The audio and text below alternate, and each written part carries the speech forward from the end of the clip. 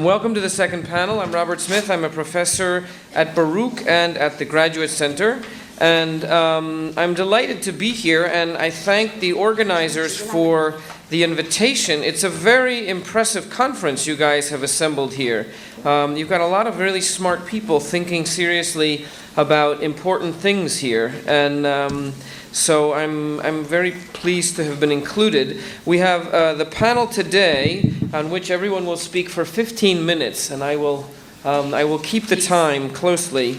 We have three young scholars who are doing some very, very interesting work. Fenix Arias, who is doing work on the Bulimianization, Dominican children left behind in a bulimic society. That's a metaphor. I'm going to let her explain.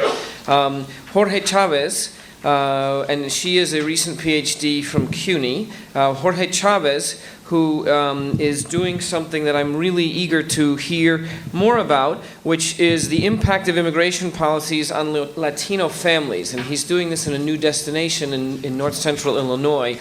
And this is a really critically important sweet spot in immigration research, because there has not been a lot of work on the psychosocial interior. Actually, in sociology for the last 20 to 30 years, there has not been enough research on the psychosocial interior of the family, but there's been almost nothing on the way that immigration impacts intra-family relations. And I think that Jorge's work is really very interesting. We have Yolanda Martin, who is one of our PhD candidates here at CUNY, and she teaches here at John Jay, who's done a really very interesting project on the stigma, shame, trauma, and abuse among heroin-using or drug-using and non-drug-using Dominican deportees in the DR. So how does the DR receive deportees who've gone back? And this is really quite interesting. And she just told me, as you see in the picture, she's got all these funky dreadlocks, and now she's looking very professorial. And in fact, she had to get rid of them because of the stigma that was attached to them in her fieldwork. And I think that's very interesting.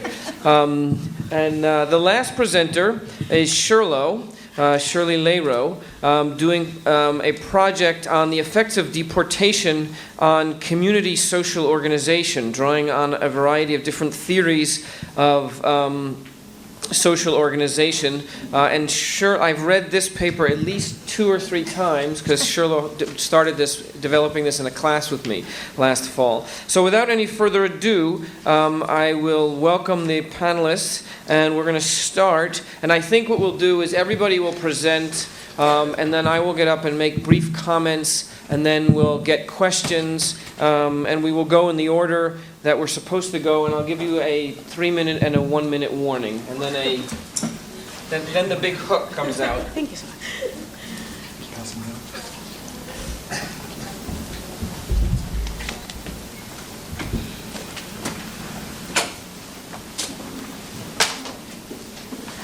Good morning.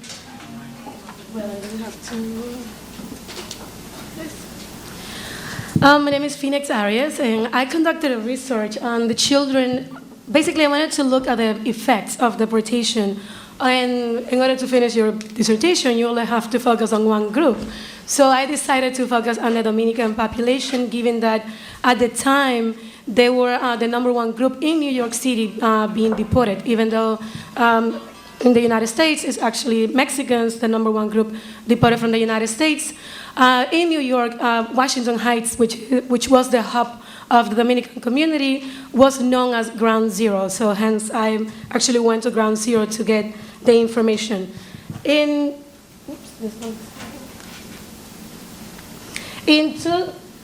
going to cover briefly an introduction on why do we need to look at this population, and actually it's a silently growing population where a few people are only paying attention to. I'm going to discuss what is a bulimic society and why using this particular theory is applicable to the children of deportees. Then the bulimic environment, which is then generated and it becomes toxic. And then I'm going to be looking at what happens when when the parent is deported, growing up in a toxic environment, how is that child going to integrate to mainstream society? Given that the United States has always taken the assimilation theory, and if you're an immigrant and you do not assimilate, learn English, and go through the proper channel, then it becomes harder for the individual to become a participant of a formal economy. So I'm looking at how are they going to integrate into the United States, not only formal economy, but also socio-political environment. And then I'm going to provide possible levels of exclusion and inclusion in the U.S. fabric of society, the social indicators, and I will present only one case, given that I only have 10 minutes, and then future research. So without further ado, the reasons for the story. Basically, in 2011, 5,100 children were living in foster care. And this is only children of deportees. And by the way, the report did not separate these children by demographics. So I'm assuming that the majority of these children are Mexicans. And then Dominicans actually, and I'll get to that number in a minute, but what was alarming about this story, which was published by Wessler, was that he projected that in 5 years, 15,000 children were going to be part of the foster care system because of deportation. And this is alarming because I did not know at the time that if a child is on foster home and within 15 months the parent does not make an appearance or make an attempt to collect the child or be unified with the child, then in 15 months that parent loses custody of the child. And the custody then goes to the state. And what happened is that one of the Dominican families that was participating in the story lost their children, 3 children, to adoption. And a family in Hawaii actually adopted the children from New York because their parents could not make an appearance to family court within the 15 months. And there is no consular agreement or processes between the Dominican Republic or any country and the United States to actually reclaim the children. Hence, because of the waiting time and the proceedings, then the family actually lost custody of the children, and the children then were placed in Hawaii to a permanent family. Also, what is alarming is that 46,000 parents, actually, either a mother or a father, were deported within the 6 months of 2011. The first 6 months of 2011. But in 2007, actually, CAPS, a study conducted by Children's Aid Society, also reported that over 500,000 children are actually affected by deportation. And the way that they calculated how many children are affected is that for every 900 parents, there are 500 children left behind. So that is a huge number, given that in 2011, we had the highest numbers of deportees. And also, when you look at immigrant populations, we know that even though we continue to see new immigrants arriving to the United States, the number of US-born children of immigrants is also increasing. So that is also alarming because when you deport a father, there might be 2 or 3 children at the home. And one of the problems that I had is, and that's the reason I wanted to study, is that Homeland Security is not tracking the number of children affected by this, or even the number of children that are being left behind. So this is the reason I wanted to actually start looking at least one of the small populations within the United States. And of course, this is an effort to begin to shape the social and educational experiences that US-born children must undergo if they were to integrate into the fabric of society. Because the father and the mother always have the choice of going back and taking the children with them. But then I question the sense of belongingness. If this child is a US-born, a citizen, so then does the child have to renounce their country and go somewhere else with their parents? So what does that say about our civic engagement and our sense of belongingness for these children? Again, my study is not advocating in favor or against deportation. I'm only looking at the effects and how the children are actually impacted. It's also an effort to understand the experiences of the family and how the mother left behind must endure their financial stability of the home. And this is also inspired by immigration policies. And looking at immigration as a vital ingredient of the US economy, then what is the message that we're sending not only to the children, but also what is the media doing to the stigmatization of these children? If every time that they're on the media, we look at immigrants are either criminals, they must be deported, they must be rejected, so then how would that affect the image or the identity of a US-born children of immigrants? So there's a lot that I'm looking at, but today I'm just gonna focus on the Bulimization of the deportation process, because the dissertation was actually 500 pages. So in 10 minutes, I'm going to try to give you the socioeconomic and political consequences of the children of deportees. I use the Bulimic society theory, which was developed by Jorge, a professor at John Jay College, and I was lucky enough to have him on my committee. Jorge discusses that there is a dual mechanism that happens simultaneously, as redundant as it might sound, of inclusion and exclusion in society. And the idea of inclusion is that everyone belongs to the fabric of society. Since the 1700s, we see that the United States have been advertising itself and positioning itself that if you come to America, then you can achieve the so-called American dream.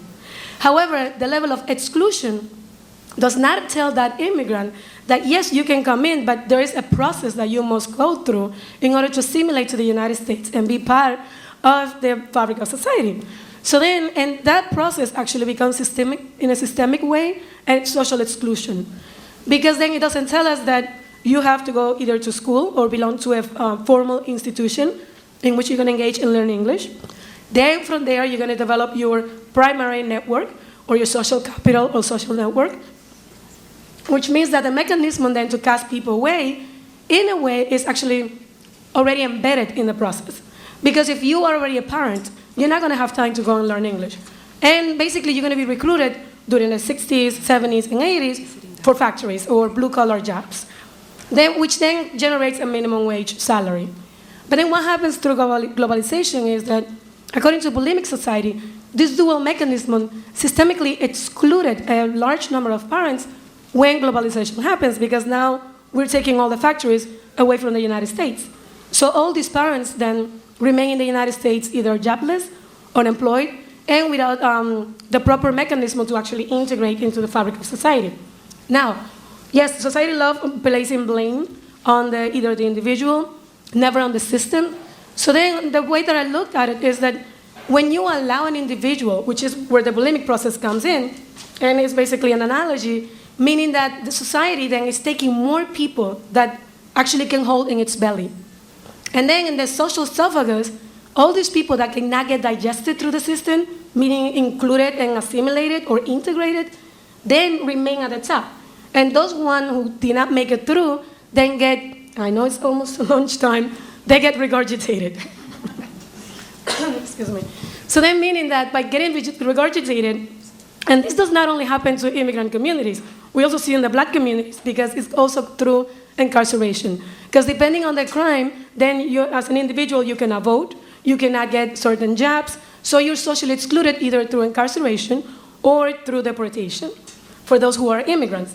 Now, to make it more interesting, I paired Jorge's bulimic theory with wasted life or human waste theory, which is the theory by Zygmunt Bauman. And Bauman argues that there is a society that has cluster of dumping site. Very attractive, right? So then once you're living in a bulimic society with the dual mechanism of inclusion and exclusion, if you live in a ghettoized community where there's a classification of jobs, a stratified school system, and scarce resources of social services, then these immigrants and these actually socially excluded people will be competing for the same resources, which then creates disposable people. Because when in an enclave community, when a lot of people do not graduate from high school, research shows that that person is going to be basically condemned to a cycle of poverty. Because that person is going to have more than one job to pay rent, to actually, for the cost of living. Which means then if you're a parent, then that limits your interaction with the children. And since education starts at home, if we want to blame the victim, then that child is not going to have an adult at the house. Because those parents have to work either 1, 2, or 3 jobs to actually make ends meet. So then, in a disposable environment, then it's easy for a child or a youth to engage in gangs activities or to just go and get a job to actually contribute to the household. But then let's complicate the theory a little bit more, because a dissertation or a research is not complete without too many convoluted theories. So then, when you live then in a bulimic society, such as the United States, and then you are condemned of living in a toxic environment where it's a ghettoized community with heavy surveillance, heavy police activities, and decaying neighborhood, then what happens to that neighborhood? It becomes toxic. The child, the negative factors that impact the physical environment in the community, then it's what the child is going to learn. Looking at a person standing at a corner, or looking at consumerism and looking at, I need to have an iPhone, I need to have an iPad 3. So then capitalism then plays a role. The clothing, everything that they need in order to feel they are competing with their peers. And then for these children living in such community, then what would be their priorities?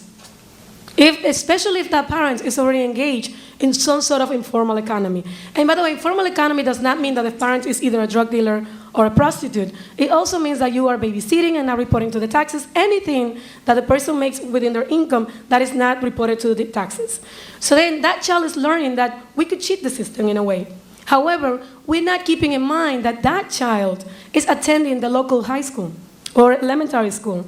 And the less you report in your income, then the less resources the community is going to have for social services, because that's the way that district and the redistricting policies apply. So then that means that the level of income is going to affect the level of social services, healthcare, schooling, police activities. So then the less resources the community receive, then further stigmatized the community is going to be, because it's already classified as a low-income community, which they must be watched out. So then these social institutions and environment then anger and disconnect people, because if they don't feel connected, then the individual may not even become a US citizen, the individual may not be civically engaged, and hence deportation, because even if you've been living in the country for 30 years and you committed a crime when you were 18, because the law is retroactively, then you can be deported even if you're 16 now. And that happened to some of the people that I interviewed. So then what I did was I'm looking at the social bulimic, the toxic environment, and how we actually generate ghettoized community. I developed them, along with other theories, 9 different social indicators or dimensions to assess the level of social exclusion or inclusion that a child may be exposed to, and how then that child, or the possibility of that child integrating into the US fabric of society. So basically, I'm looking at the income and the poverty level of the community and the household. I'm also looking at employment or access to employment. Is that job going to provide any social mobility, or the aspiration of a social mobility to own a home, to live in a toxic environment? I'm also looking at the educational attainment of the parent and the child, the skills, the health. Does that child have access to health care, housing and social security, crime or the fear of committing a crime, or the fear of being involved in a crime or even witnessing a crime, social support and social capital, social network, the impact of living in such a toxic neighborhood, immigration status, which then affects the sense of belongingness and the media, the stigmatization, the stereotyping, and of course immigration policies, which in this case, in my study, is used as a tool of social bulimia. So it is basically the vehicle, the mechanism to socially exclude their own process on assimilated people who remain in the at the top of the social esophagus. So I actually, for the 1 minute.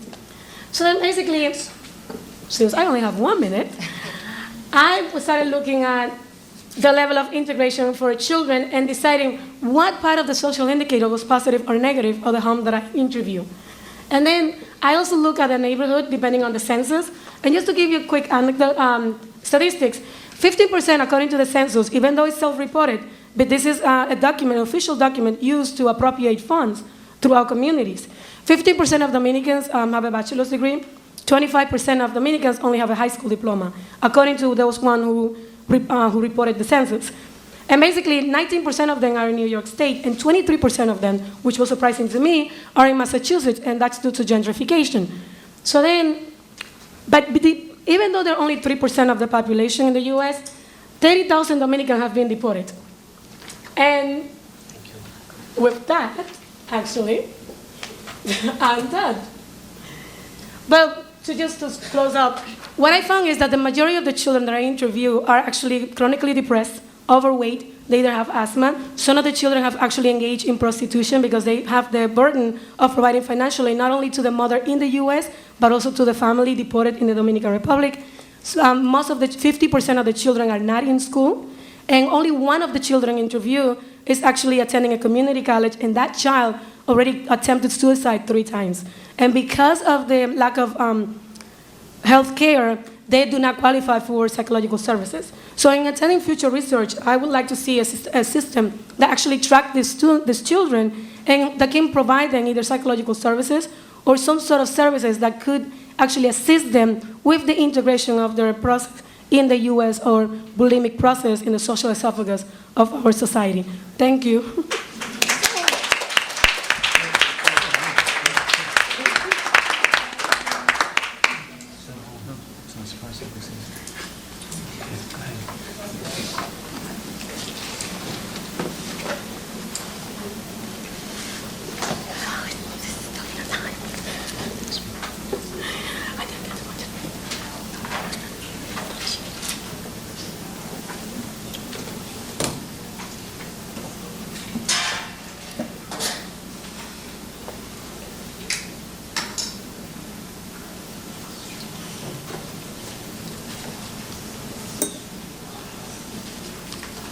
Good morning. My name is Jorge Chavez. The title for our presentation today is Collateral Consequences, Exploring the Impact of Immigration Policies on Latino Immigrant Families in North Central Indiana. And this is work done in collaboration with colleagues at Bulimic State University and at Goshen College. I have to say first, I've really enjoyed the presentations this morning. They've been really interesting. And it's kind of nice that they've kind of set up a context for what I'll be talking about today in this presentation and kind of allow me to kind of pass some of the slides, which will make it a little quicker given the time constraints. So I'll pass on the demographic shifts and the kind of current public sentiment because that seems pretty clear based on the presentation earlier today. You know, it's a changing world and some people are not happy about those changes. But I will focus on instead then is what that has meant in terms of policy implications. In response to a perception that the federal government's not doing enough about policy regarding immigration, there's been an unprecedented grassroots movement on targeting legislation at the local and state level. And so what this slide here shows you is the change in legislation at the state level from 2005 to 2011, so just over a 6-year period. In 2005, state legislatures introduced 300 laws or resolutions which targeted immigration, of which 39 were enacted. By 2007, all 50 states had introduced some sort of legislation, and by 2011 alone, so in just 2011, we had 1,600 laws or resolutions that were introduced at the state level, and over 300 that were enacted in that year alone. So there's been a tremendous upswing in terms of legislative activity at the local level rather than at the federal level. And we're going to argue today that this has implications for families at the local level and that this varies greatly. This legislation targets a wide range of individuals, legal immigrants, migrants, seasonal workers, refugees, unauthorized immigrants, a whole gamut of individuals. And the majority of legislation is restrictive, limiting access to services, to resources, to opportunities, although there is some legislation that is also pro-immigrant as well. A wide range of restrictions are covered. Having said that, a lot of the political rhetoric that surrounds this legislation is focused on, concern for the border, concern about crime, concern about economics and unemployment and lower wages. And in research in which I collaborated previously with Marie Provine, we looked at legislation being passed in 2005 and 2006, and what we saw is that none of those factors are related to restrictive legislation at the state level. The most salient factor in terms of where legislation is being passed is conservative citizen ideology and governmental ideology, so conservative beliefs, and that's where legislation is being passed, not in relation to any of those other factors.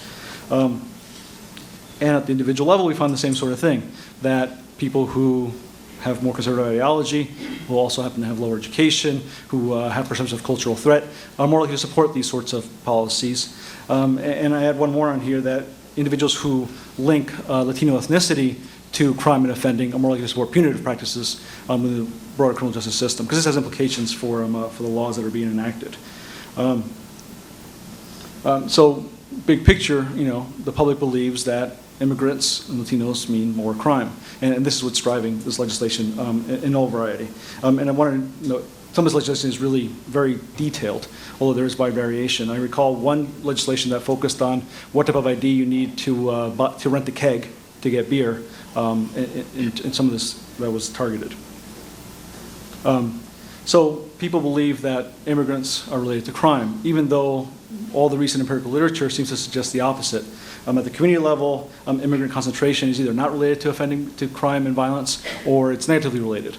At the individual level, recent immigrants or first-generation immigrants are less likely to offend and be involved in crime and violence than citizens or second or third-generation immigrants. And you'll see some of this research later today by some of our colleagues here, which I think is really interesting work and very important work.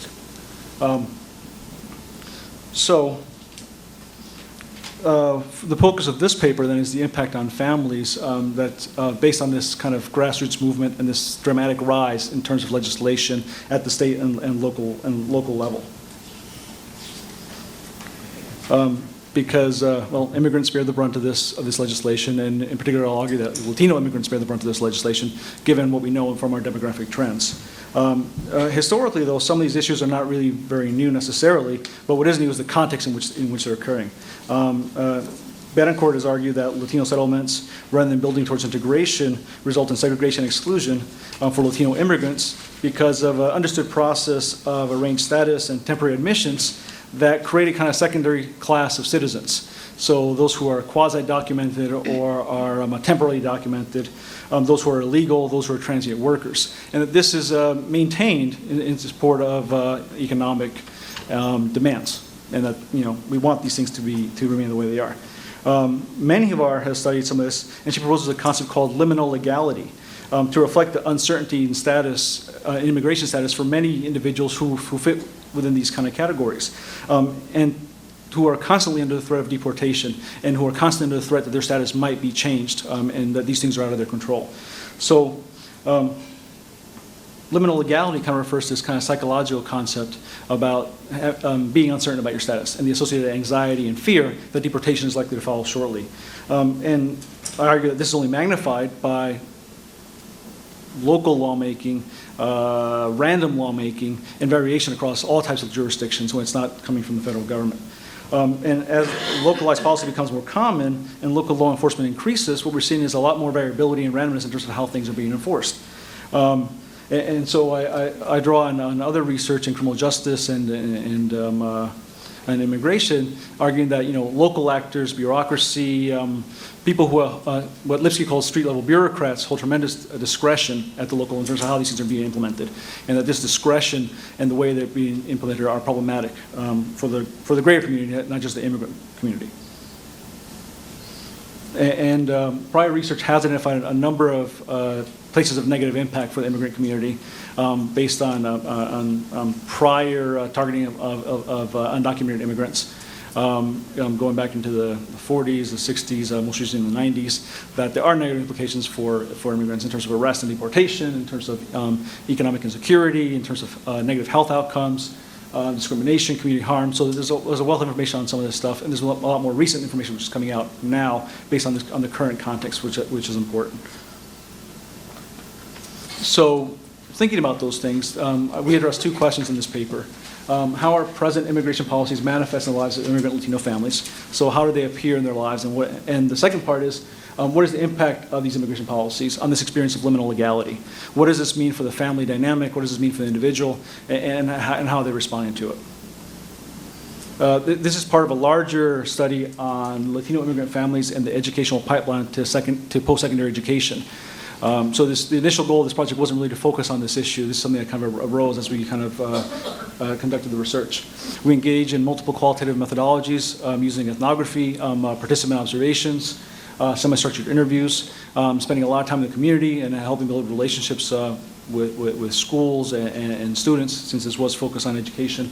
The sample that I'm going to focus on today is 40 immigrant Latino families, documented and undocumented immigrant families.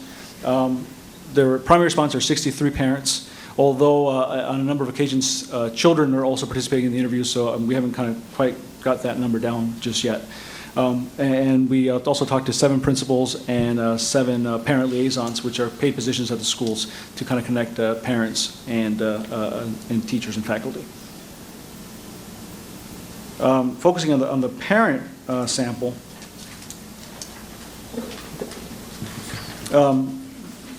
I think this was kind of touched on earlier today, that there really is kind of wide variation here in terms of education, and education in their home country and education here. Although half have less than high school education, we talked to people who had completed master's degrees, PhDs, BAs, and had quite a bit of formal education. Employment in this area, as you would expect in the Midwest, is tied to manufacturing, and we see that here. We call this area North Central Indiana, given the topic, that seems wise. And economically, while we don't focus on economic outcomes here, they are, it's a reality in the current context, right? The Midwest has been particularly hard hit, and we see this community being hit as well, at the same time as the Latino and immigrant population is rising dramatically. So there's already a tension kind of forming here, absent the local lawmaking and state-level legislative activity. This is Indiana. This is Indian immigration policy modeled after the Arizona policy, and they've also enacted additional legislation. In some respects, it's comparable or even more punitive than some of the Arizona policy that's been enacted. These are preliminary findings, and hopefully you can read some of this. In this first issue that arises in terms of how these are manifest, I talk about policy barriers, and that these laws are achieving some of the things that they set out to achieve. They are creating barriers for immigrant populations in terms of accessing services. Here, in these 2 examples, we're talking about health services, medical services, insurance services. In the first quote, the impact of not being able to get a license for an undocumented immigrant means that she can no longer get access to medical care for her children. That when she has to present an ID, this creates a tremendous amount of stress, a tremendous amount of logistical constraints in order just to simply see a doctor for her children who happen to be citizens. In the second example, a mother talks about her daughter who's a citizen, the mother's undocumented, and she qualifies for Medicaid. The parents pay taxes, the parents assumed under a different name and social security number, and they don't match up with the daughter. And so now their daughter can no longer access this medical care, this medical insurance. And so they're saying, well, I guess she'll do without. So we're seeing serious implications for the families here. This focus on education as well. Here we have on the top quote, we have a parent liaison talking about what it means teaching these kids. That for many of them, they have no prospects upon graduation, as Indiana has placed restrictions on the cost of education for undocumented immigrants. That they're torn between saying there's no hope or trying to find avenues for these kids to continue on their education. The lower quote is from a student, one of the sons, who is undocumented and who's a junior and is thinking about going to college and is following the American dream. They're sticking it out, and they're saying, there's not a chance now, the DREAM Act might happen. It didn't, and so there's of course frustration, upset, fear, but he's still doing the right things, trying to get ahead, and we see this repeated time and time again. This issue of licenses is very important. Because that seems to have a tremendous impact. I was struck by some of the numbers earlier in one of the presentations. Nearly 113,000 biometric specimens were sent to the Secure Communities Program, in which every county in Indiana participates.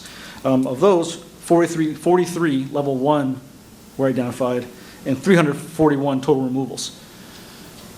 Clearly, it's not just undocumented immigrants who are being stopped here. So there's a very big impact here. The top gentleman here, in the past had a license, had driving motor vehicle insurance, now drives illegally. No longer has insurance. If an accident happens now, he's injured and so is whoever else he was in the accident with. The second quote here talks about a young man whose mother was deported. She was driving without a license, she was stopped, and she spent a month in jail. And the difference between her and a friend of his who was stopped without a license and who also is undocumented is that for his friend, they had no transportation to Indianapolis to the detention center, so he was released on bail. For the mother, somebody offered to do a ride down there because they were going to Indianapolis anyway, one of the sheriffs, and so she's now deported because she had a ride. So the implementation here is very random, and there's not much control, and it's very piecemeal. And I think the more state-level legislation, local legislation we have, the more piecemeal it will become. The diffusion effect that was referred to earlier, I think the quote was from Judy Green, I wrote that down, was the net widening of the criminal illegals, something along those lines, that this spreads out beyond the target population. And we see that here. There's already a lack of trust of police in the Latino community. This is magnified now when people are afraid that they're going to be asked questions about their status, regardless of whether they actually are citizens or not, or whether they're undocumented or not. The middle quote, one gentleman talks about the recent elections. He is a citizen. They checked his ID multiple times. He was trying to renew his license. He had to go to the Social Security office and get a formal letter from that office saying that his ID was correct and his number was valid as a citizen. So this is clearly spreading out beyond the intended population. Another woman talks about her kids being targeted at the local school, not because they're illegal, but because they look like criminals. So there's a diffusion process here, a net widening process here, that we begin to associate immigrants and Latinos with illegals, with criminals, with offenders. And this trickles out through the community. Another theme that emerged from this was divided community, that while many recognize that not everybody is opposed to immigration or opposed to the Latin immigration, that there is this tension here. Some people say, I don't care, you're Hispanic, you're illegal, you're Mexican, whatever, go back to your country. And this is a cultural shift from what have initially been seen in this community. This doesn't have to be the majority, but it's a sentiment that's kind of dividing the community. And then the last slides here, these quotes focus on the real possibility of family separation, that some people are choosing to leave the community, others are going to different states to go on to secondary education, others are saying, okay, fine, deport me, but my kids are here and they're going to become citizens and that's all that really matters. So there's a real tension here among families. And what we saw in our results here is that this idea of limited legality is not an individual sort of context, it's a family context. The majority of families here either knew somebody who was undocumented, had an undocumented family member, or had a friend who was undocumented. So it's a status that transcends the individual and enters the community and enters the family. And the impact here appears to be net widening, racial profiling, a divided community, and real separation and consequences for some of these families. Thank you.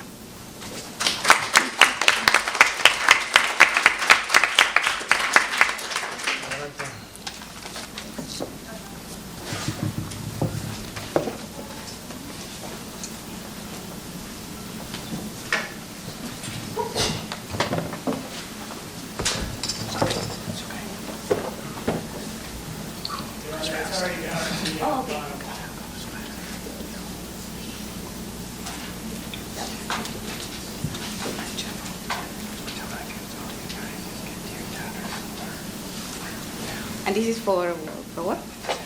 Let's go. Okay.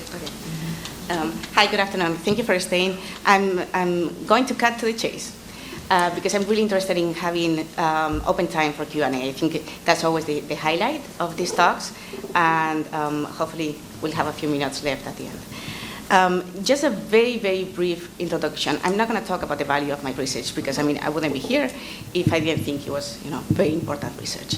But I am going to tell you just a little bit about how it came to happen, especially for those that are in the midst of conducting research or just trying to come up with a research topic.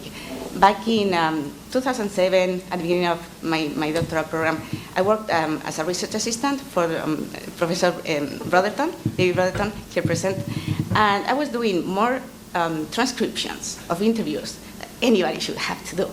And in those transcriptions, looking at stigma and marginalization among deportees, the issue of heroin abuse was recurrent. It was just coming up in every other interview.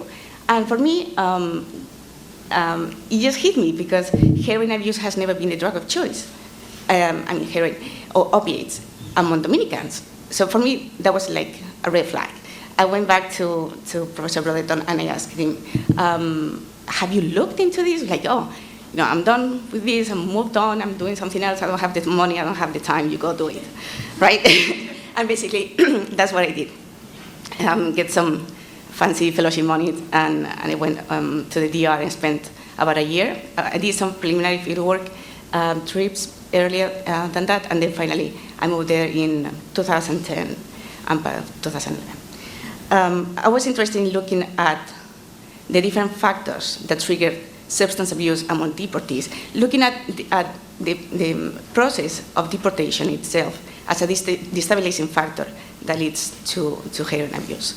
And so when I started doing this work, I decided I had to look at different models of substance abuse that were out there and see whether any of those will fit into my work.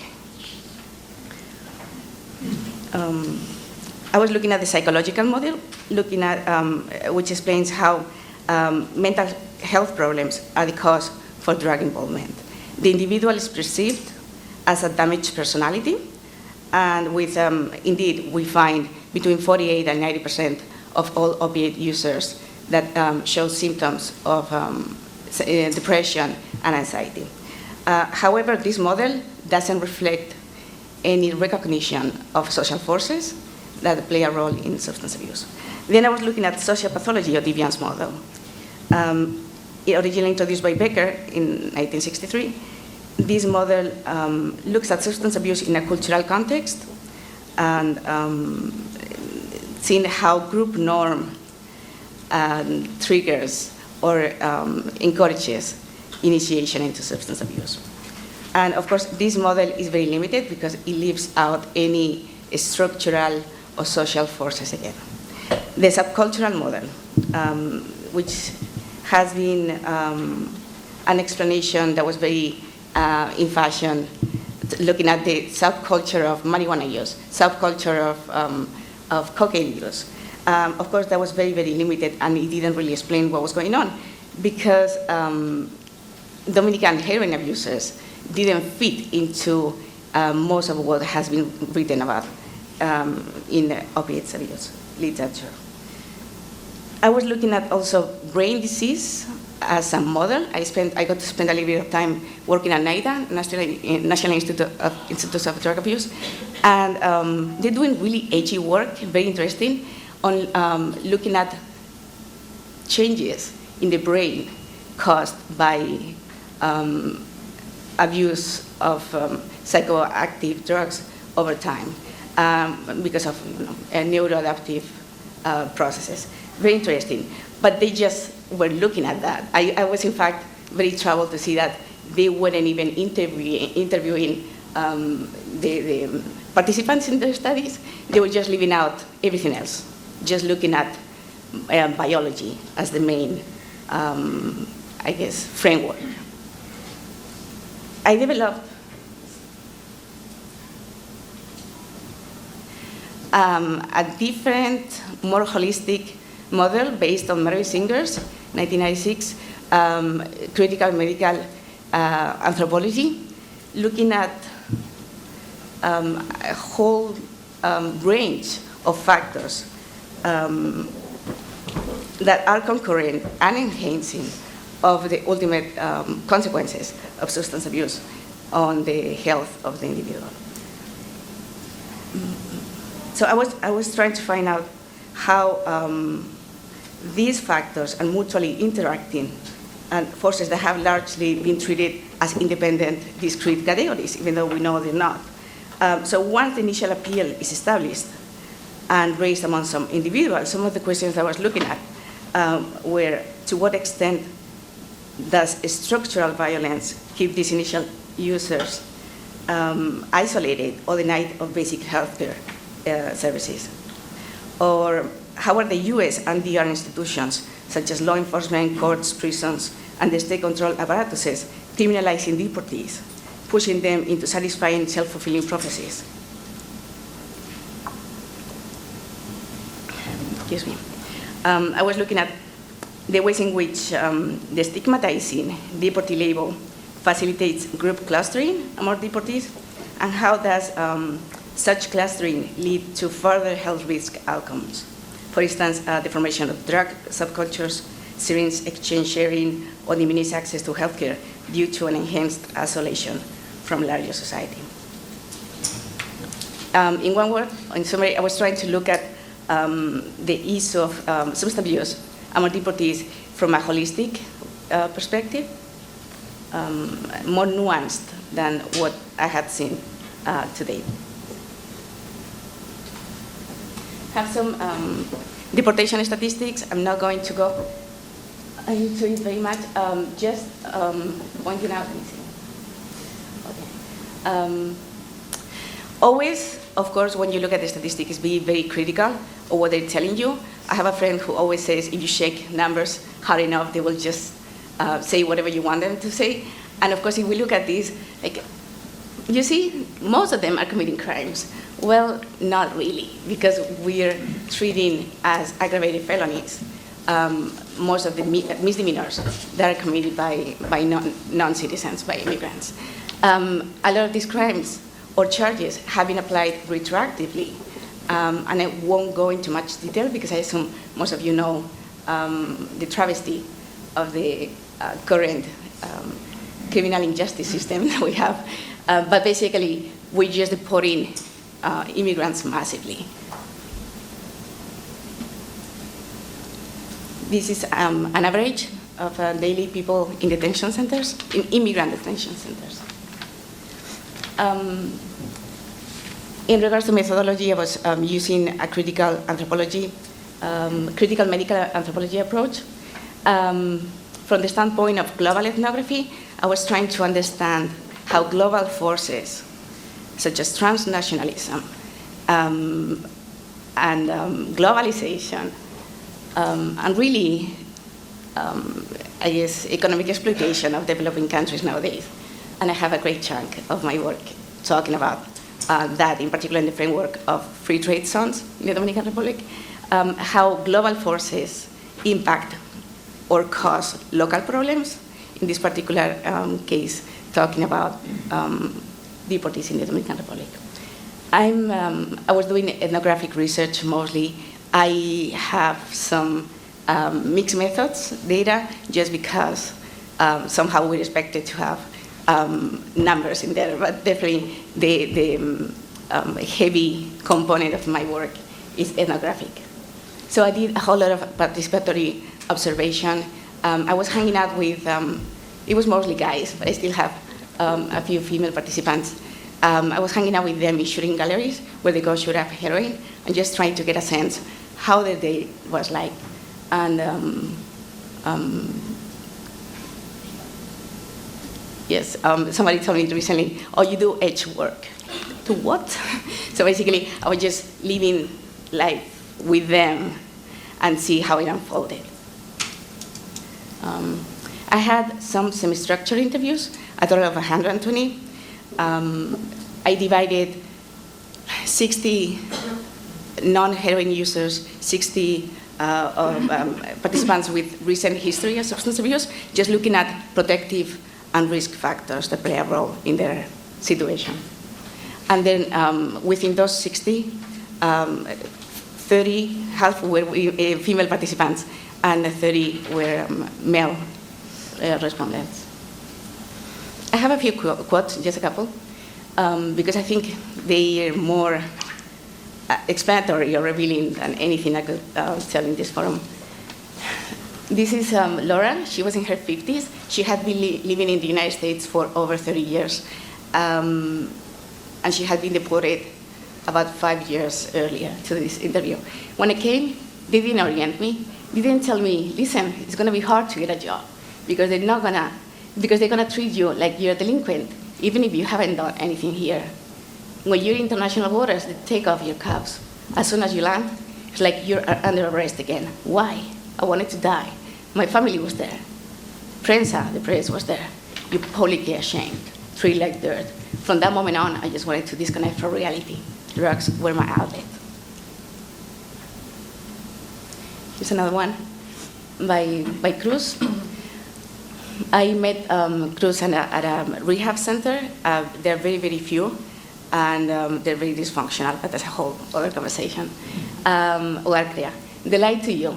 For example, I was with a Colombian guy one day, And he had some drugs and a gun in a paper bag, but I didn't know it. When the cops came, they checked the gun, and they say I knew about it as if it were mine. They recommended I made a deal with them. You take the plea, cop out to the gun, and in 15 days you go home. They threatened me to give me 2 years for the drugs if I didn't cop out. What they didn't tell me was that if you agree, you have immigration on you. All I was thinking was 15 days and I'm going home. And I never saw home again. Having a gun is a classic felony. Or she was very, very informed and educated about her own situation. And they were going to deport me. It was my own lawyer. Your own lawyer is who will do this. He doesn't care about me. He has 10 cases and wants everybody to cop out, cop out, cop out. So we see this confluence of institutional structural violence exercised against these participants. And of course, depression, shame, and marginalization. I mean, you have it all. Here are some pictures. The one in the door, it was the entrance to one of the shooting galleries, and that day, I had seen them a few months earlier, and when I went that day, I asked, what happened to the door? It's like falling apart. And he said, one of my participants, it has cancer. The door has cancer. They will use these metaphors of health risk outcomes in a very descriptive way. They were very, very telling, and they would just like throw it out there as if, it was taken for granted. The door has cancer.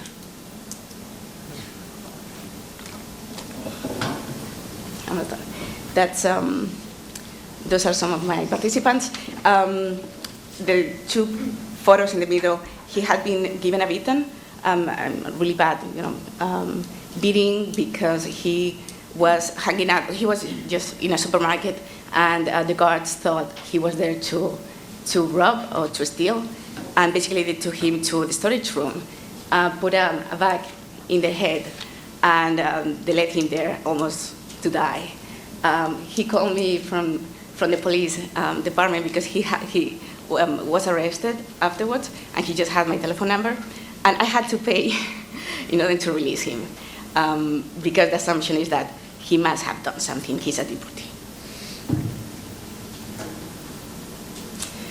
Some of the findings, very quickly, lack of social support. I had a scale, a couple of social support scales with questions in the line of, if you felt very sick, will you have somebody close to you who could take care of you?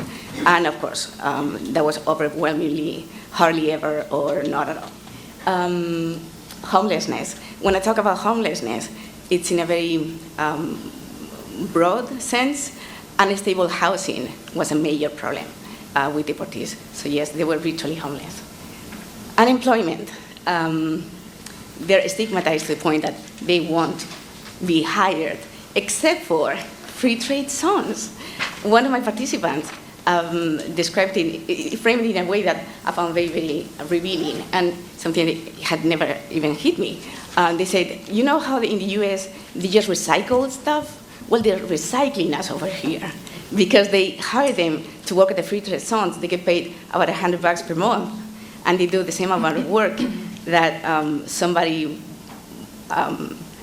here in the United States will have to, I don't know, get over $3,000.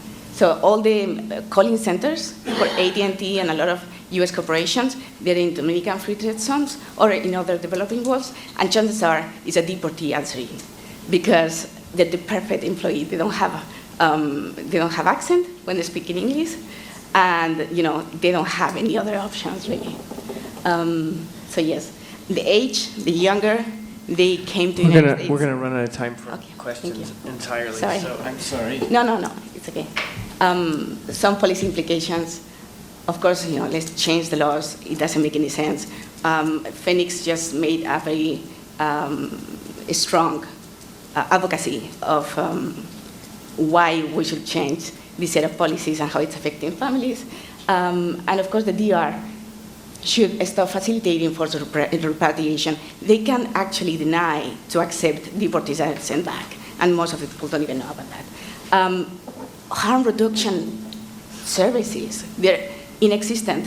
Methadone is outlawed in the Dominican Republic. So we need to get that going somehow.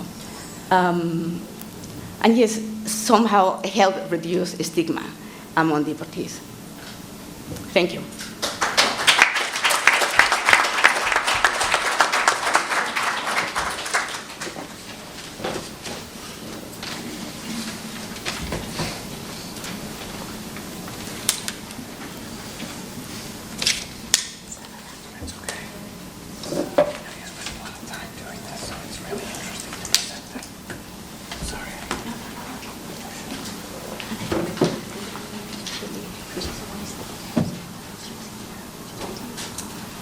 Good afternoon. As one of the co-organizers, I just have to express how exciting it is and how pleasing it is to see so many people in the audience interested in what is an extremely relevant topic today. Dan and I designed the conference so that grad students such as myself would be able to introduce our work to the experts in the field. And Professor Smith gave me a great line, you know, this is an opportunity to meet your bibliography. So it's great. It's also terrifying, but it's actually really exciting to be able to speak about our work to all of you. For me, I'm interested in the effect of deportation on community organization or social organization. In criminology, there is a theory that is the dominant framework which links immigration to crime. It's called social disorganization theory. And it was introduced in the 1940s by Sean McKay. And the theory says that there are some structural factors which, two of these factors are ethnic heterogeneity and residential mobility. And we know this is a result of immigration. And these factors together produce a condition in communities where they're not able to effect social control. They aren't able to regulate themselves, and so they become socially disorganized, and this leads to an increase in crime rate. Now, this notion of immigration and crime and the link is a very popular one today. We know this. The previous panel gave a great introduction and explanation of how today we have many public policies based on the premise, right, that immigrants are criminal, or they engage in criminality, or they endanger our communities, and this is why we have to get rid of them. And the policy efforts, particularly focused on deportation, demonstrates this. But this is not new. We know that the United States has always had a long history of holding the foreign-born responsible for the crime and other social maladies. And this notion of inclusion and exclusion, Fenix talked about it, right? We've always had this system of who to include and who to exclude. And so we have, from the inception, this idea of inclusion and exclusion. Who's included in our society, who is not, right? We had slavery with the 3/5 rule. We had, once we accepted them as citizens, the African-American population, then we went over to the Chinese Exclusionary Act. We have the temperance movement against Irish Catholic immigrants, post 9/11 policies. We've always had this system of including and excluding, right? And most recently, Jack Young, as Fenix mentioned, has talked about the system of inclusion and exclusion, and he described it as a bulimic process, right? And so it's a bulimic process by which society invites people, entices them into the United States, and then we, excuse me, because I know that lunch is coming and I don't want to say this again, but we regurgitate them out, right? And this is done by deportation. Deportation is the latest and greatest way in which we manifest our bulimic tendencies in this country. And so what we have is what I call this society obsessed with immigration control. We want to control it so much that we want to get rid of all foreign-born individuals. So a lot of stuff has already been mentioned on policies. I'm not going to go too much into recent policies, but I will mention that, especially since 1996, we've had policies that have made deportation a lot easier. And so the result is that we've had unprecedented levels of deportations. Since 2008, we've been gaining speed on this. And so very soon, we're going to reach 2 million deportations in just since 2008. That is an unprecedented level. And at last count, we've had 83 immigration and customs enforcement dedicated detention facilities, right? And these are the dedicated ones. We know that ICE operates in local and other institutions as well, but the dedicated facilities, they number around 83. This is why Commissioner Shiro this morning said that ICE is the largest incarceration system in the US. So deportation is definitely something that our society has been obsessed with lately. There is an argument. There's an argument that says, well, naturally, we are deporting more people because we have more undocumented or unauthorized people. So the natural progression would be, we have increased deportations because we have an increased number of people who don't belong here. I was able to produce this graph using ICE data. And when we see, excuse me, oh, I thought I'd be able to point with this. Can I point? Yeah. Yes, okay. So if we see since 2007, this is the peak of the unauthorized, undocumented population. We used to call them illegal immigrants, but that also lends to the criminalization of the immigrants, so we don't use that anymore. And we certainly don't use alien anymore either. So since 2007, that was the peak of the unauthorized population here in the United States. That population has been going, it's the blue line, that population has been going down. From that same year, deportations have been going up. So when you hear the argument that naturally the reason why we have so many deportations is because we have more people coming in, that's not consistent with the facts. And this is data taken directly from the Department of Homeland Security. One of the notions is this criminal alien, right? We get rid of these people because they're criminals and they're endangering our society. I was able to produce a pie chart, and Yolanda, you gave the chart. And from that chart, I was able to produce this pie chart where you see that the non-criminal violations, removals because of non-criminal violations, actually outnumber, right, the convicted criminal violations. So this notion that the reason why all the people that we're getting rid of, they're dangerous, boogeymen, right, that is also inconsistent with the facts. What are the facts? What do we know about immigration and crime? Well, the data linking immigration and crime was never consistent. It's always been, for many, many years, a century, that immigration does not lead to increased crime in neighborhoods. We know this. The scholarship on this has been pretty consistent with regular publications from about 20 years. And I just have a short reference page here with some of the folks who are here in this audience today, where this scholarship has shown, this is just a very recent, and plus, you know, some of our presenters are going to discuss their recent work. Not only does immigration not lead to increased crime in neighborhoods, but they've also found that immigrants are less likely to engage in criminality, and neighborhoods experience less crime rates in these neighborhoods. So immigrant neighborhoods actually experience less crime rates. Out of this literature and out of these findings, out of this research, we have what's Lee and Martinez called the immigration revitalization perspective, where what they say is, whereas social disorganization says that ethnic heterogeneity and residential mobility lead to social disorganization and increased crime, the immigration revitalization perspective actually says that it is the ethnic heterogeneity and residential mobility that actually has a decreasing effect on crime. And this flies right in the face of social disorganization theory. And how this happens and why it happens has mostly been informed from areas outside of criminology and criminal justice. But the general idea is that immigrants bring to the community increased social capital, social integration, there's revitalization, there's collective efficacy. These positive aspects from immigration lead to organization. And this is what leads to these findings where there's a decrease in crime. My questions, right, they're not technical research questions on the slide. These are my questions that I think warrant exploration. What is the effect of deportation on these communities? How does removing these folks from these neighborhoods, which have been found to experience increased organization and less crime, what happens when you remove these people?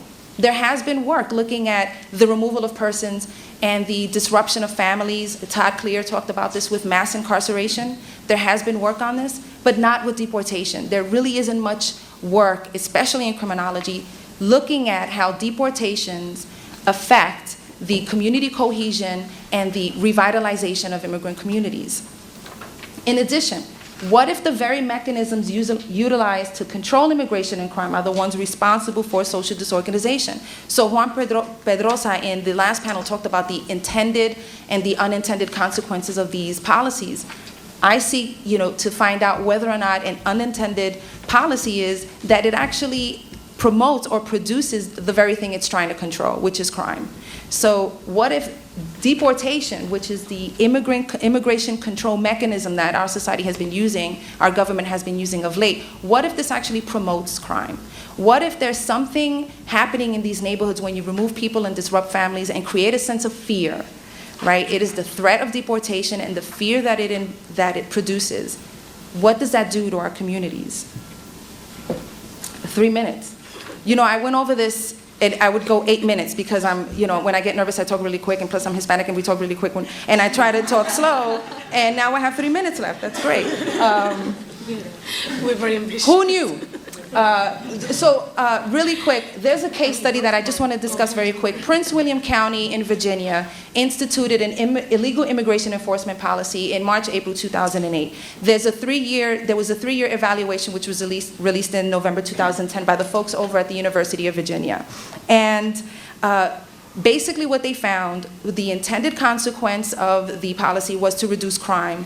The evaluation found that the policy did not affect most types of crimes, mainly because most of the crimes weren't being committed by immigrants in the first place. They also found that there was a decrease in reporting crimes. The evaluation reported that even the police officers admit that the decrease in reporting of these crimes was due to the fear of the immigrants in their neighborhood, right? And if we talk about social bulimia, the rule of inclusion and exclusion, the evaluation found that the policy actually damaged the county's reputation of being inclusive. They found that even legal immigrant, it was a Hispanic community, legal immigrants left and were avoiding this county. So we do definitely see a bulimic process going on. But this is what I want to explore, this fear. So there's fear of law enforcement. There's the threat of being deported constantly.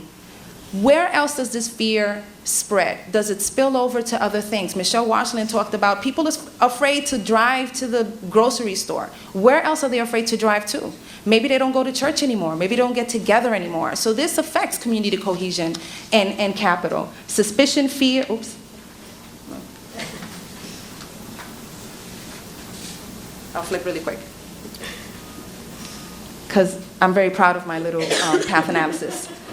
So deportation results and the threat of deportation. Alice Goffman had this great report where she talked about men on the run. They had warrants for their arrest, and how the threat of being and watched constantly, how that affects community cohesion because they were always suspicious of each other, and how that affected capital.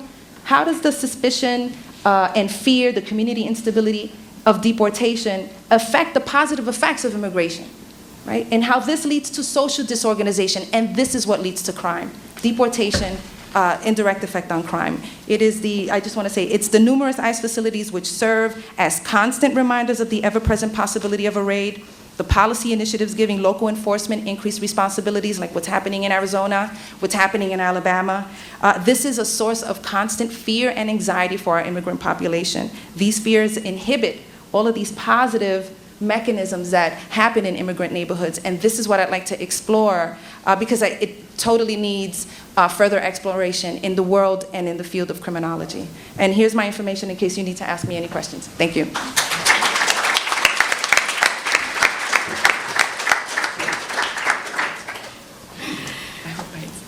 So I apologize to all of you for the egregious little notes I had to pass over. In a couple minutes, you'll get a chance to pass those to me.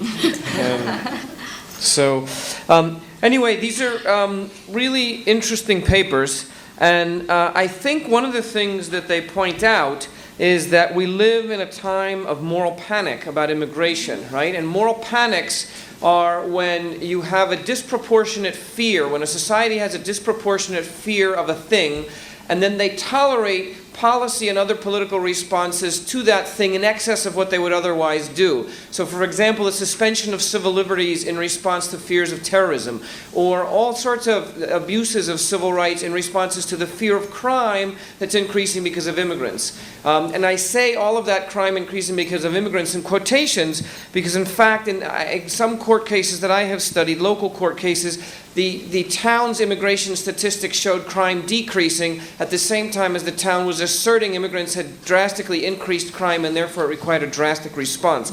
So I think all of these papers to some extent deal with either the construction of this moral panic or its results. And I think those are very, very important things. Either Solzhenitsyn or Dostoevsky said you can judge a society on how it treats its prisoners. I forget, someone else more learned than myself will remember this. But I think you could say the same thing about how it treats its undocumented people, or whether it has undocumented people, or children, or both.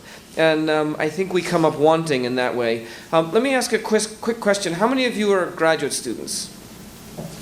A lot. Okay, good. Then I will say that some of the things I was just going to talk to these guys about separately. So I have three sets of comments. One is that larger thing. The second is about doing presentations, and the third is about the specifics of the. And I'll do these all really quickly. The third is about some questions for particular presenters. So I think these papers do a really nice job at telling us about the realities on the ground in terms of within families, within particular institutions, of things that are not getting enough information. I'm going to suggest that when you do a presentation, you've got 15 minutes, right? So you cannot do a review of the literature. My suggestion is, if you have data, outcome data, show us that first. Or you have a case, show us the case first and use that to jump into the other stuff. Because, and on the methods, you don't need to tell us your whole sample, except on one slide for 12 seconds. It's basically a trust me on that, unless there's some contribution there. And the framework, theoretical contribution, has to come out with the data. All right? So with particularly qualitative work. If you're doing an analysis of the state of play in the political economy, then you say that's what I'm doing and no one expects data. But the data that you guys have in your papers doesn't come out enough in the presentations, and it's really more interesting than the horrible state of affairs. Although everything that was presented here was good, but I got more out of looking at your papers than everybody got here. That's an invitation for you all to go read those papers. One thing in particular I'd say is that metaphors are not analytical frameworks. And metaphors need to be judged by what analytical work they do for your object of analysis or your case. So I really like this bulimia metaphor, but I want to see it doing analytical work to explain your cases. And I think that's an important thing for people to think about. And that there's three stories you need. You know, Shirley, how I told people, and I'm not just talking to you, I tell my graduate students, you need a 35-minute version of your dissertation, a 3-minute version for the cocktail party, and a 25 to 30-second version for the elevator, right? Someone in the elevator might give you a job. What are you doing? Oh, I'm doing this. You need three kinds of stories when you're doing this kind of work. You need an empirical story of what happened. You need a theoretical story of how to explain it, and you need a policy story. And none of them can be more than 15 to 20 seconds, right? Unless you get stuck in the elevator. Then you can cork out the 3-minute one. So, but I think these are tips that I think people need to, that might be useful. Okay, so on to some of the specifics of some of the papers. I liked them all. They were really quite interesting. With the paper on immigration in Illinois from Jorge, I want to push you a little bit on this idea of liminal legality. Right? Menjivar's idea of liminal legality has to do with people who have temporary protected status, right? Central Americans. So every year, they have legal status, and every year they don't know if it's going to get rescinded or not. Now, you don't have to always use a concept the way the author does, but I think what you're talking about is really a lot worse than that. These guys don't have any legality, right? For the vast majority of Mexicans and other recent Latino, Central American immigrants, they don't have legality. So what they really are living in is a caste system.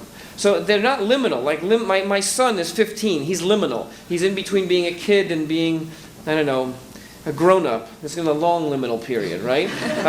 But liminality is a thing that resolves itself, the life course, right? This is actually worse than that. I talk about a moratorium on legalization, that we are now in a moratorium period, that if you came in after 86, your chances of being legalized if you are an undocumented Mexican immigrant are zero. In some of the research that I have done, I actually show how the inclusionary project of IRCA really bumped up people I've been following for 15 years, because my sample began when people were getting legalized, and how people coming in subsequently are on a flat line, even people with master's degrees who come in and earn them here. So the legality, I'm not sure it's the right metaphor. I like where you're going with the concept, but I think it's too nice of a concept. I think you need something else. I think also another tip for you guys, because you're all using qualitative methods, is you all have the thing that you need to show us is how things are working. Show us some kind of outcomes or process. Show us how the outcomes are happening, how the things are working. You're getting into this stuff intra-family, where you could look, for example, at how this illegality stops parents and kids from keeping the immigrant bargain, right? Parents and kids have this immigrant, all parents and kids have a bargain, right? We're going to sacrifice for you, and you guys are going to do well, right? So we migrate, we've sacrificed all this. You redeem our sacrifice by going to college and being successful. Well, if you're undocumented, right, if you're illegal, you can't keep your promise necessarily. You certainly can't convert your graduate degree or your BA into money. And the parents can't keep their promise because they said if you do all these things, you're going to have better outcomes. In fact, there's lots of intra-family tension in undocumented families because there's implicit promises that just can't be kept because of the structure. Everybody does everything right, but they're in this caste-like system. I think you need a harsher concept than that. But where you're going, I like in the paper. So with Yolanda's paper, I want to know a little more. You've got this really fascinating stuff about these two subgroups, right? Of people with no drug use or 12 months of abstinence and then current drug use. I would argue to make that 3 groups, because I don't think people that stopped using drugs a year ago are the same as people that never use drugs. And I think even if the sample size gets smaller, that doesn't matter, because it doesn't represent anything. Really, it's a process-based inquiry. I think so, and if you have persuasive reasons not to do that, then that's fine. We'll talk about it. Yeah. So, but I would be really interested to know more about how the stigma that these guys experience when they go back because of being drug users. There's a variety of. I want to know more about how they're stigmatized. Right. The thing about your hair, becoming a problem. And that is in my writing, in my write-up. That's not it. Oh, in good, a 15-minute good. presentation. Right, I get it, and I apologize if you've already done some of this, then that's fabulous. But I want to know, for example, how do those Dominican York relate to these guys, right? There's been a tension in Dominican society and many other societies where you've got migrants who have done well or poorly, but particularly those who've done well, and then they go back to their home country and they begin to assert more power. They come in at a different place in the status hierarchy. They may have more resources. They may have money sent back for political campaigns from friends, right? In the Dominican case, you've got transnationalized parties. And so there's been, those Dominican York have been disparaged by some of the elite there. They have not, but the disparagement isn't the same intensity or power that it was 15 or 20 years ago, right? The president has a green card, and he went to the New York City public schools. What I'm saying is it's a more powerful group than it was. So how do Los Dominican York, and if I'm wrong, you guys can tell me, I'm happy to hear that. How do Los Dominican York relate to these guys? Do Los Dominican York use them as the group to say, at least we're not those guys? And But you can stigma answer. is related. Right. In the moment that you leave the Dominican Republic, you are no longer a member of the Dominican Republic. I mean, yes, you can send money and they use it for remittances, but not for political and socioeconomic reasons. So you not feel part of the civic engagement there. So you're basically isolated. Even when you go back to visit, I was born and raised there, and when I go back to visit, I do not feel part of the island because they make me feel that I'm just visiting. So I do not belong there nor here. I get that. So it's a larger discussion, I think. It is a larger discussion, but I do think though that it's an important point to bring up that if you've got groups that have certain kind of power and you've got elites coming back in, if people are bringing money back in, they're not socially powerless. If you've got if you've got luxury housing projects that have migrants living in them, they're not socially powerless. These guys are socially powerless. No, I'm sorry, they go back, So, they go from being yeah. breadwinners to being parias. These guys, but not all Dominican Yorks. No, but they're Right? stigmatized to a great degree. Right. Because they So I bring bad customs and bad morals. Yes. It sounds like we're having an argument, when No, no, actually, no, no, no. I'm really This is inviting what you to tell us academia more is about. about how, for example, the guys who do have social power who've gone back think about and relate to the guys that don't, and how the larger society relates to them. But I think I will, and that with Shirley, your $64,000 question is, how are you going to show that this social organization, how are you going to operationalize this? That deportation leads to, that it disrupts the positive social organization that comes from immigrant communities, and that it disrupts that, and it leads to the thing that we fear, or the policy prescribers fear. You're going to need some sort of comparative study, and you're going to need neighborhoods. And comparing neighborhoods is more difficult than comparing cases, right, of people. So you're going to have to think about how it's going to have to be multi-method, and you're going to need some sort of a sample, not a random sample, but some sort of stratified sample that you can compare on. Anyway, I kept under what I wanted, but not entirely. So we've got about 3 minutes.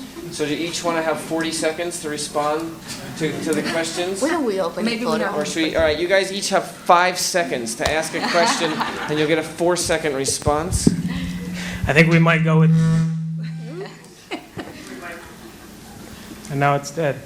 We might go with one essential question. So who's got that one essential Who's got the question really for the social killer justice question? panel? Just on the edge, and I wanted to maybe bring it into a question about what you were talking about. One is push and pull factors in immigration. And a lot of you made it sort of seem like pull factors were the main reason, but I mean, for example, Dominican Republic, the U.S. invaded. All right, so your question is, what about push and pull factors? Well, that's one of them. The other one is, what about inclusion versus exclusion of global capital? You talked about the poor being disposable. All right, but- inclusion of global capital in the analysis. You only have time for 2 questions, because it looks like you're going to 3 or 4. Well, no, I mean, Seriously, because we're running, are we gonna stop promptly? Should I become the taskmaster here? Because we have like 2 minutes. I want to give everyone a chance to respond. Well, in my study, I do look at the push and pull factors, because to talk about assimilation and integration, we need to understand why they live in their country and the reasons why they're coming to the United States. So I have a chapter on pull and push factors, and also which touches then on globalization and the consequences of globalization, and how a lot of people have been displaced from employment, formal employment, because of globalization. So the push factor may not have been, the pull factor may not have been a reality once they came here and after being displaced by globalization since they lost their jobs. And then you talk also about, in 15 minutes it's very difficult, even though it makes down like a lot of time, especially for complex theories, such as the Bulimic theory. It's not only a metaphor, it's actually, Jorge is an extensive theory in which, in order to understand it, we need to talk more about integration, assimilation, push and pull factors, transnationalism, and the socioeconomic policies, which then affect. And I even had slides on Google Maps as to how districts in New York, for example, affect the neighborhood, what is the poverty line, and what are the children being exposed to, and then how all this organization then get formed, and how then, once they're deported, why the stigma? Once being the breadwinner, now you're the one who the society expects to support. All right, let's pass the baton to anybody else want to No, respond? I could email my paper. Or it could be any other thing? We're not going to leave time on the table after I was like so rude and cut this guy off before the end of his question. It's even hard You want to answer finish any your question, like sir? that. No? Serious, guys? Yeah, and I don't think I want to I answer let any more everybody go questions. over like 2 or 3 minutes because the papers were interesting, and so I can't believe mine was over 2 or 3 minutes. Mine was always under 2 or 3 minutes. not today. So, no? All right, well then we're going to finish exactly on time. Thank you for your attention, everybody.